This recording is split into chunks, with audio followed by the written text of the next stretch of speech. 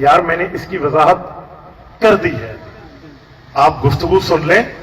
میں سمجھتا ہوں کہ مولانا مفتی طارق مسعود صاحب سے غلطی ہوئی، انہوں نے سراسر غلط بات کی.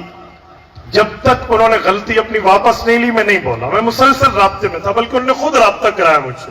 میں اس دن حضرت مولانا فضل الرحمان صاحب کے ساتھ یہاں آرٹ کونسل ملتان میں تھا، اس وقت ان کا میسج آیا، پھر کال آئی، پھر بندے کو درمیان میں ڈالا. میں نے کہا جی 100% الفاظ واپس لینے ہوں گے تب ہم بات کر سکیں گے آپ کے حق میں کہ بات غلط ہے، آپ سے غلطی ہوئی ہے، ماننا پڑے گا. پھر انہوں نے 2 بار میڈیا پہ آ کے کھلے لفظوں میں معذرت بھی کیا، اللہ سے توبہ بھی کی.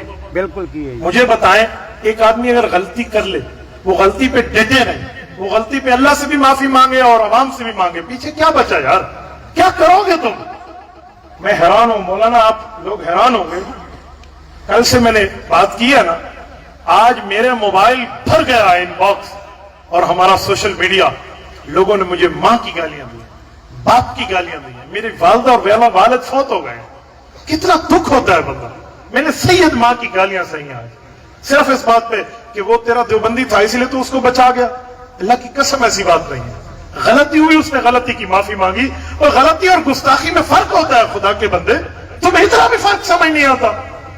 اگر تم اس بات کی بنیاد پہ کہتے ہو کہ وہ قادیانی ہو گیا، اس نے غلطی کر لی نعوذ باللہ، تو میں جملہ کہتا ہوں قادیانی تو اپنی کفر پہ ڈٹ گیا ہے، اور یہ بیچارہ مولوی تو اپنی غلطی بات کر کے معافی مانگ گیا ہے، تم پھر بھی پیچھے نہیں ہٹ رہے.